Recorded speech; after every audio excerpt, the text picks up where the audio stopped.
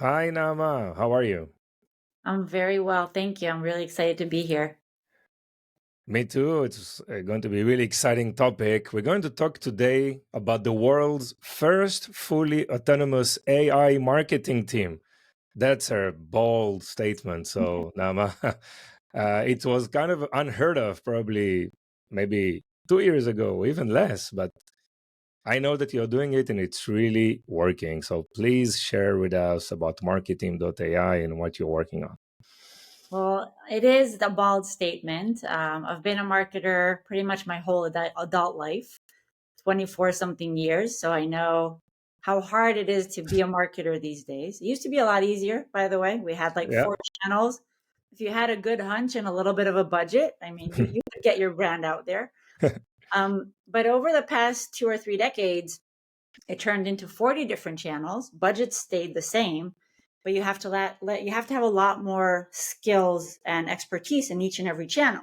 Basically means you need more people in order to get your brand out there, which leaves a lot less budget for media and advertising. So we decided to train an AI team to help marketers, freelancers, small marketing teams, or even business owners do what like a big marketing team would do, just with a lot less resources.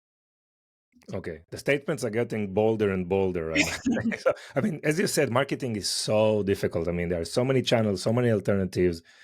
I mean, dozens of different options. What exactly do you do? And I know it's a kind of a scaled approach. You have a roadmap to release more and more functionalities.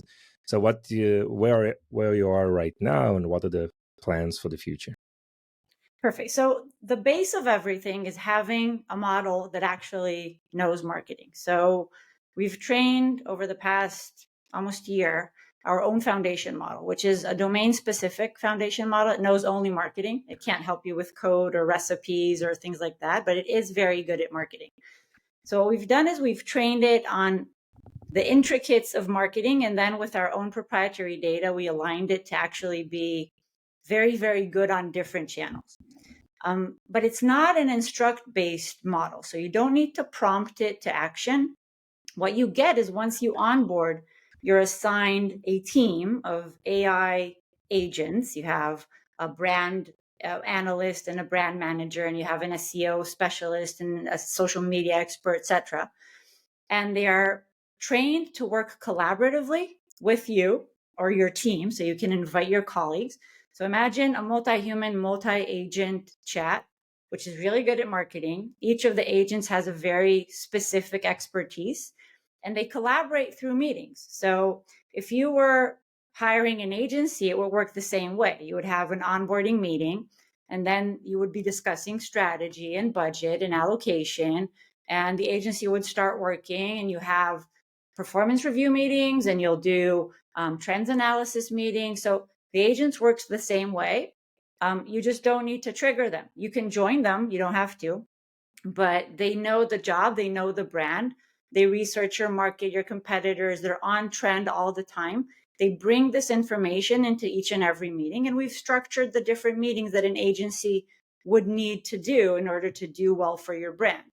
So week by week, you see them discussing your brand, researching your market, planning your strategy, your content, reviewing the results, and then executing on your behalf.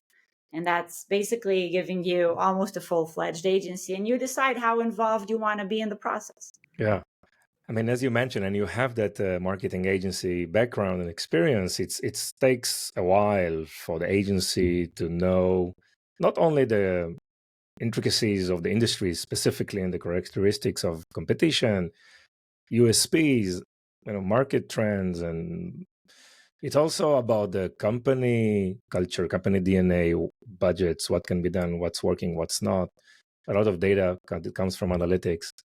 So how this let's probably try to dissect the process, how this onboarding takes place on Marketing.ai. So basically, you give the platform, you give it your website, and then you do connections into your data sources. So your social channels, your analytics, things like that. And then the platform on its own is connected to third-party data sources.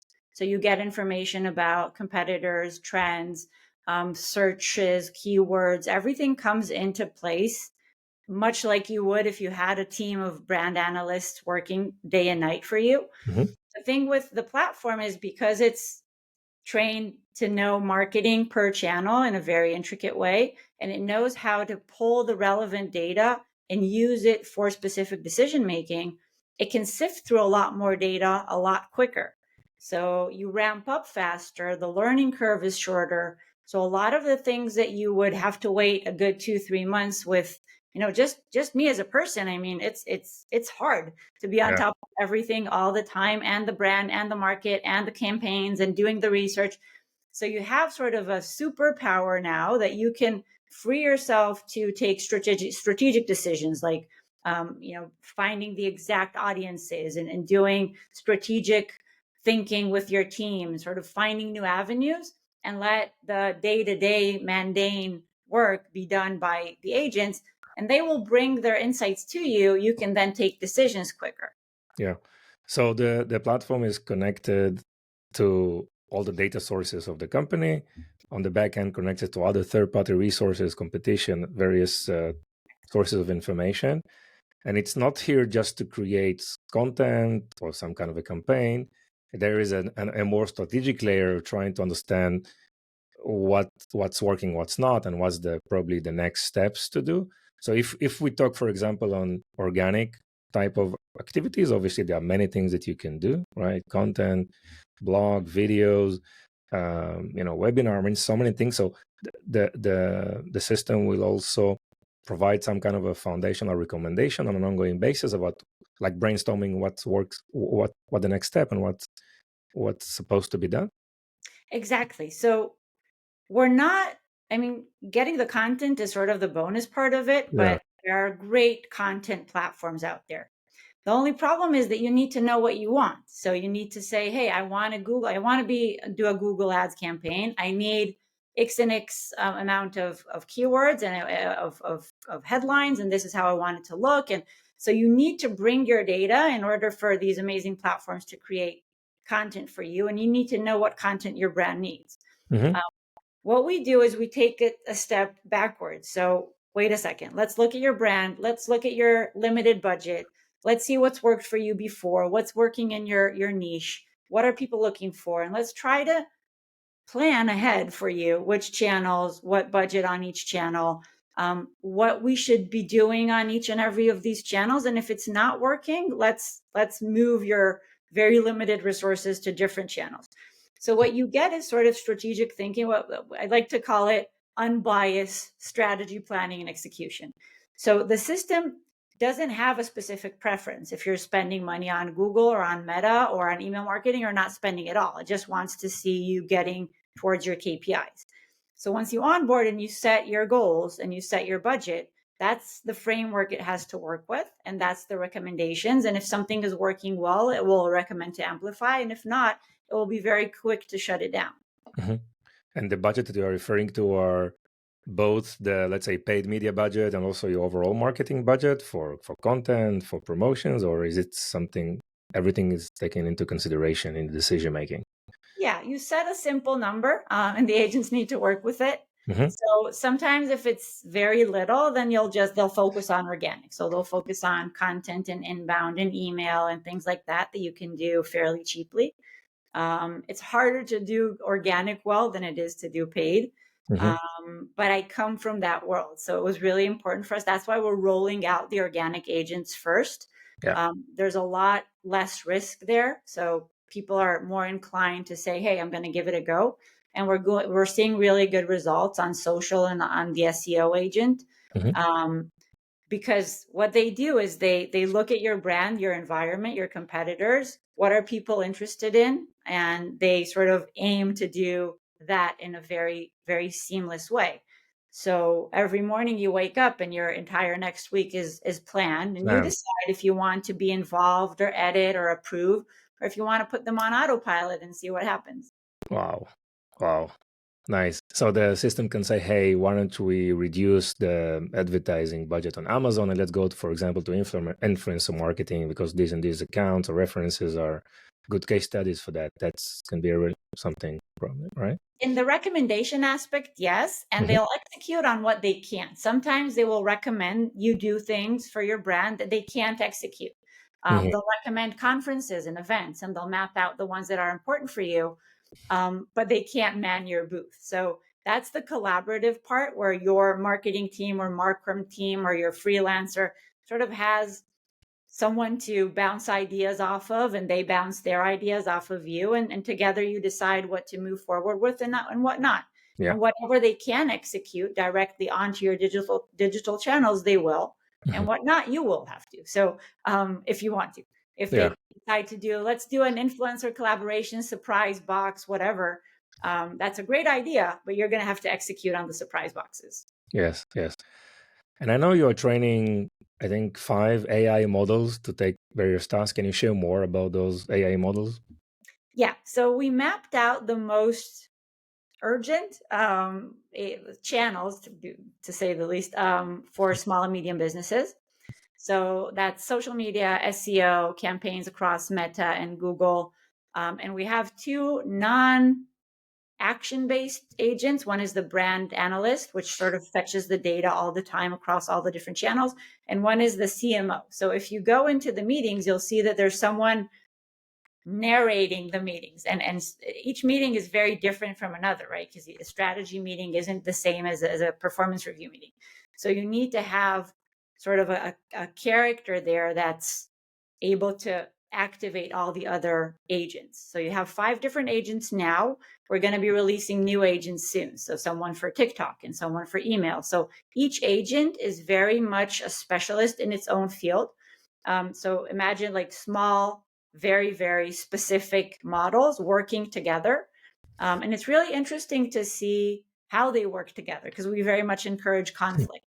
And where conflict arises, that's where also creativity arises. So it's not so much as agreeing with you all the time and building on whatever you said. It's let's discuss this, let's come up with new ideas.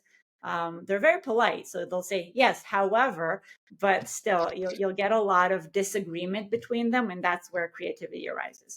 Yes, I mean the user experience and how do you engage with those agents? Is it text based? So currently it's text based, Mhm. but at some point it will feel just like a Zoom meeting. It's just that not all participants will be human. Yes, yes, yes, yes. That's obviously it's very very soon to be like a common experience, I guess, for in many many use cases. And I think during the prep call you mentioned something very interesting that usually brands and companies are taking a role, a fractional CMO role, or kind of a service agency that costs much more than their planned paid media budget. This is probably what triggered you to launch the company. So tell us more about this concept. So as I said, I've been a marketer for a really long time. I just didn't share my struggles. So I came from very, very old school marketing. So telecom industry, that's RFIs, RFQs, decks, a lot of paperwork. Um, and when digital came about, it was really hard for me to make the transition. I mean, I'm a technophobic by myself, so it's very, very difficult if you're very confident in what you do, it's very hard for you to learn new tricks. And I figured that Facebook thing, that's going to pass. I mean, I don't need to learn that.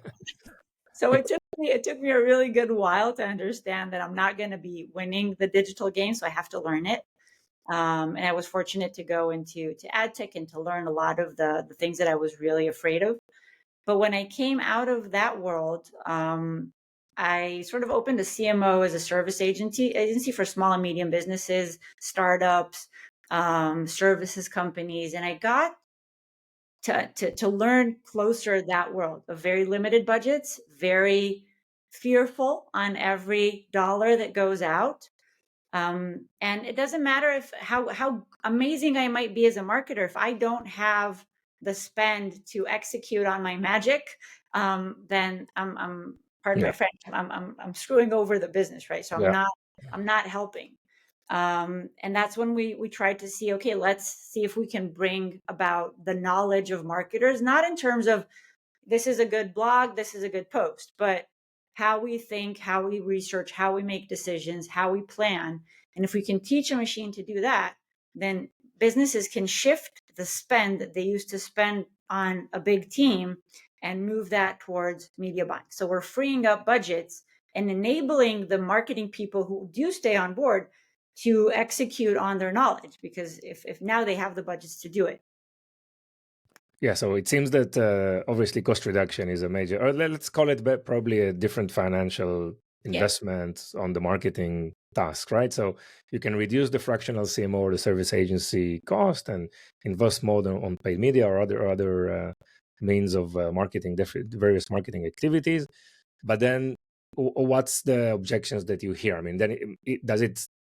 Usually when you go out to an agency, it's because one, probably you don't understand too much, right? You need help, right? Or you need someone to manage your budget professionally across the different channels on paid media. But then if we move to an AI based marketing platform, does it require the leaders on the customer side to take more active role, more decision making, or how the flow of involvement is changing? Well, I'll touch upon two things. So first, at some point, every business comes to it's sort of a vicious cycle where they need good marketing to grow, but they can't afford good marketing because they haven't grown yet. Mm-hmm. And they don't have the time. So they can't wait for 2-3 months to go by while they're paying someone like me to see if it's working or not. They can't afford that. So what we see oftentimes is that they don't have time to learn to do it themselves. They're busy up to here. Yeah. And as marketers, it's so fragmented. So I myself, I'm very good. I'll say that about myself with email marketing and organic. But if I need to start doing TikTok campaigns, I don't know how to do that. So I need someone to do that, or an agency, so I need to start expanding my proficiencies, right? So they don't have the time, they don't have the money to spread across various people to do the tasks. But one thing that we didn't know when we started is that it's very hard for them to trust people. Because at some point, some not very proficient marketer approached a small business and said, hey, give me 6 months. This is my retainer. I'll bring your brand to the top. They only paid, they didn't get any results. And it's very hard for them to trust. So with Marketeam, they basically need to trust themselves because they're the ones leading the process, but they have someone to hold their hand throughout it. So there's someone there to say, hey, today, this is what we need to do. This is how we're going to get to your goals. These are the channels. Here's your plan. This is your content. So you have everything ready made. And as I said before, you decide how involved you want to be. We see a lot of small businesses putting them on autopilot and saying, you know what, whatever they do is more than what I'm doing anyway. So let's just give it a go. And when you see more informed or more professional marketers, they want to be in control of the process. They want to manage the team. So now even a junior marketer can manage a full team of experienced marketers, and his learning curve becomes a lot quicker as well. So he now is becoming proficient in fields that he wasn't before. Yes. It feels like probably the technology is the only way to take marketing to the next level in the following years, because also there are no agencies who knows everything. An agency eventually, the founder or the small organic team, they know something, whether it's a paid media, whether it's email marketing, whether it's SEO. So not all agencies knows everything, and more communities and more channels and more tactics are evolving like on a weekly basis, that probably through AI and technology, that's the best way to interact. And marketing is all about experimentation, right? And trying to be agile and quickly adapt to what are the efforts or the activities you want to do. So definitely it's something that makes a lot of sense, right? For what you guys are building. It's really, really amazing. So what else do you see in the market that is emerging in terms of like industry trends or opportunities, and also some of the pitfalls or problematic areas that we need to highlight for our listeners? Sure. Well, first on your first point, I'm very, very pleased to see how open the agencies are to integrating tools like this. So they're very much looking to take themselves to the next level. They do understand that the future is here.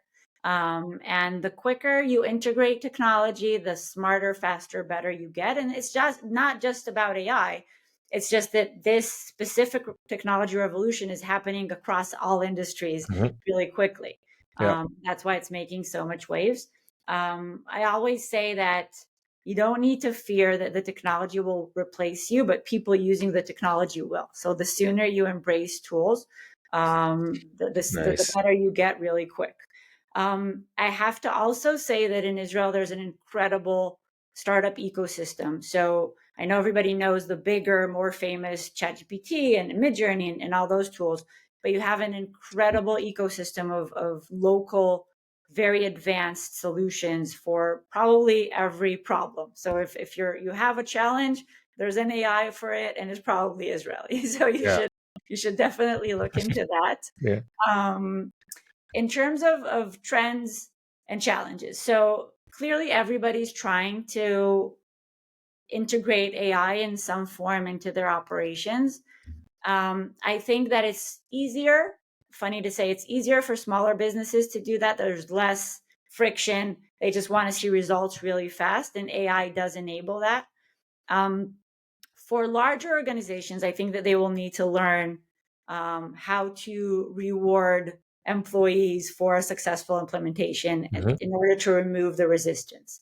So if there's resistance in the lower, the lower levels of employment where, you're sort of fearful for your place, and you get rewarded for successful implementation of new technologies, be it AI or anything else, Mhm. then it's a success for the entire organization.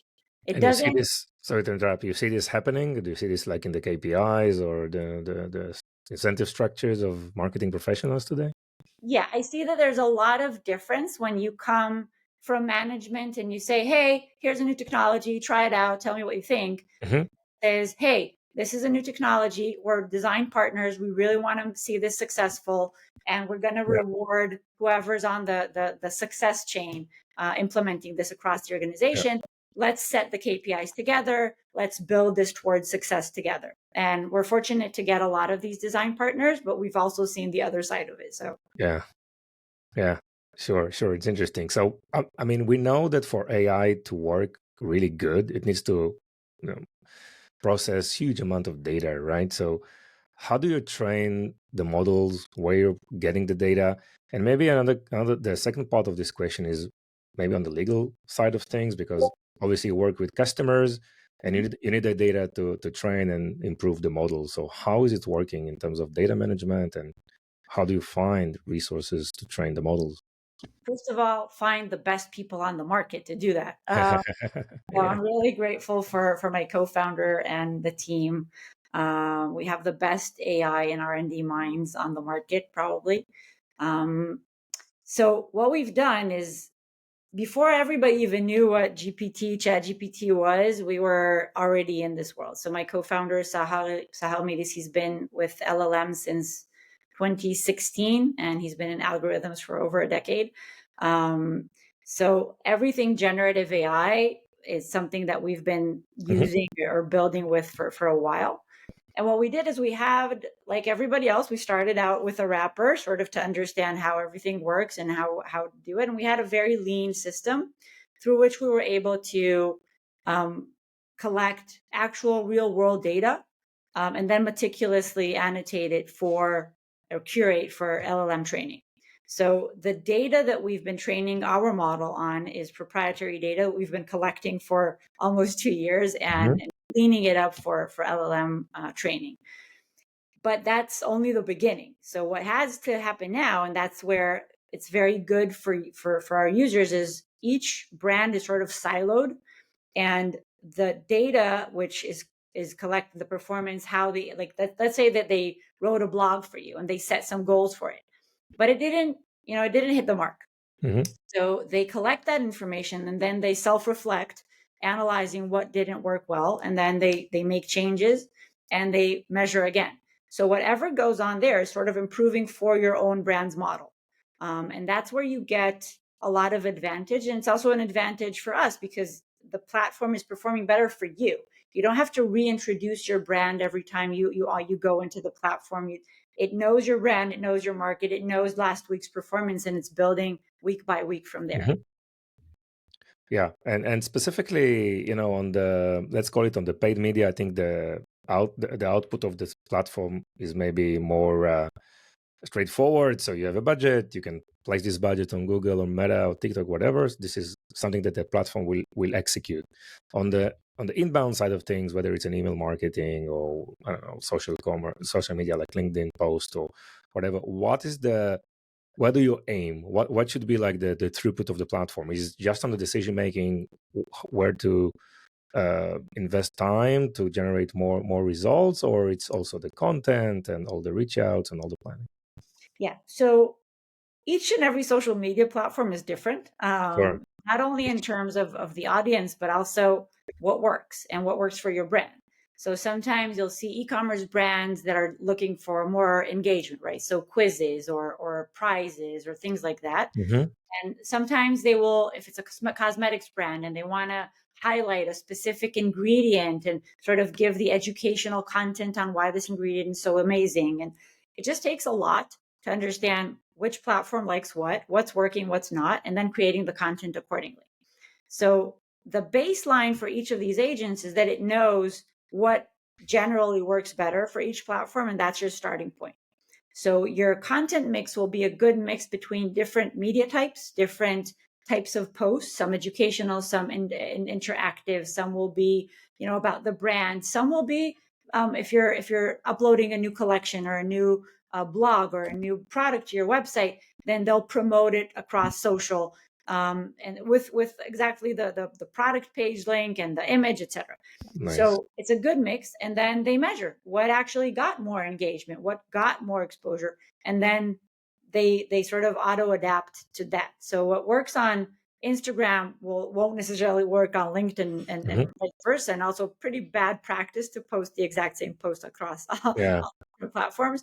But it just takes so much time. And I think it's one of the least liked tasks by marketers, because organic social media only gets a very, very limited exposure from your page. It takes a lot of time and there's no immediate satisfaction. So you can get another like, maybe a few more followers, but it's not worth the investment of time. And therefore it's often neglected. But still, that is also for smaller brands, that's the beginning of getting some social proof, where you see that the page is active and that there's engagement, real users. So it's something that you still have to do in order for the algorithm to see your brand and to give it the time of day, but it's not a very satisfying task. So giving that to the agents is very, very easy. And what are your thoughts, or maybe the marketing throughput or output regarding diversification of channels versus focus? Because with the increased focus these days around profitability and growth, or profitable growth, brands and companies are zeroing to the most profitable product lines and market activities. So what are your thoughts on this topic? It's a very delicate balance that needs to be held, because if you're focusing only on performance, media is getting more and more expensive to buy. And if you're focusing only on retargeting and buying media, it's just going to get more and more costly for you. So building sort of a delicate, doesn't have to be widespread, but a delicate balance between awareness, consideration, and conversion across the funnel. Not necessarily focusing just on conversions, maybe a longer tail there, maybe collecting some emails through your campaigns, offering something for free in terms of content and sort of nurturing that relationship. So there are ways to balance out building a brand and buying media. And that usually in the longer term is a lot more cost effective than just going for performance. Yes. Obviously, performance works better if you have good organic content, right? It's always important to remember. Great. So Ella is out, right?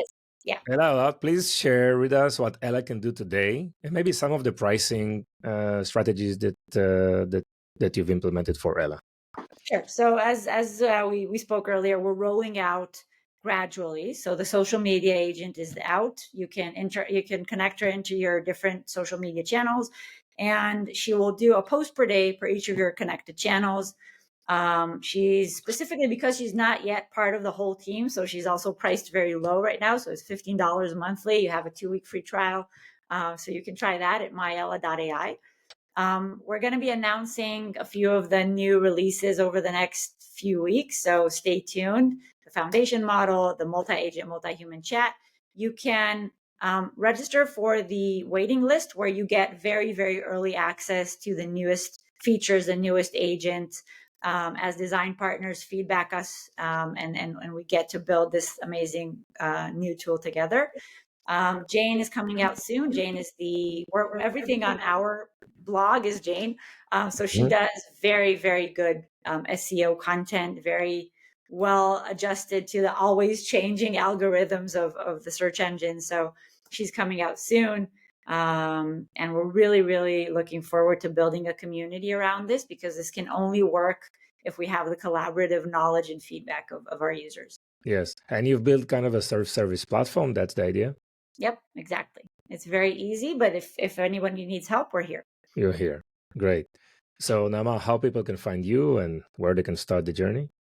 So, first of all, Marketeam.ai, join the waiting list, and we'll be happy to share all the new updates and sort of gradual release of the product. You can already sign up free for my LAI, and she will do all your social media. And I myself, I'm mostly on LinkedIn. Naama Manova-Twito. Reach out. I'd love to connect.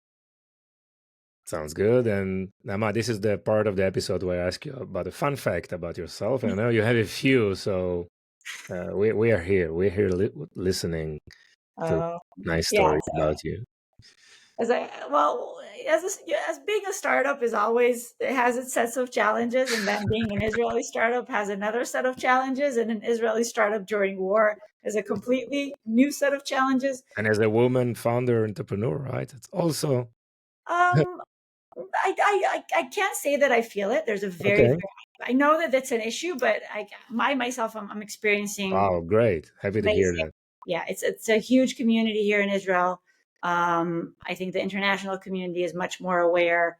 I can't say that I've ever felt any gender bias in terms of whatever I did across my career. But it is challenging. I mean, being a founder, not necessarily a female founder, is not a simple task. So when I am overwhelmed, I bake. I just run. Okay. I bake a lot. So you bake a lot, I guess, right? Okay. It's very, so and if you're looking for cakes, I'm here too. You're just on the baking side, not on the eating side, I think, or it's both. I don't know. I think I stress eat, but stress. Okay. So it's easier. No, but just one thing to say about the community here.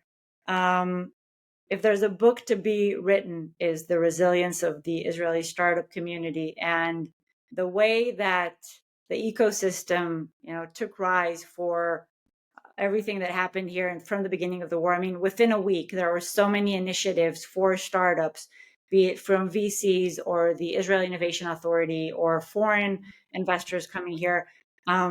It's incredible. And I have to say, thank you. It's incredible to be part of this ecosystem. Yes. I mean, we move so fast and we learn fast, and the tools that are provided in the implementation and the sense of community and help, we get from all over the place. We continue to fight, we continue to struggle, and we will prevail. So that's definitely a good summary of everything. Great, Naama. Anything else you want to add? No, I really appreciate it. It was so much fun, and thank you for everything, Eitan. Thank you very much, Naama. Good luck. Wish you an amazing year. Thank you. Bye-bye. Bye-bye.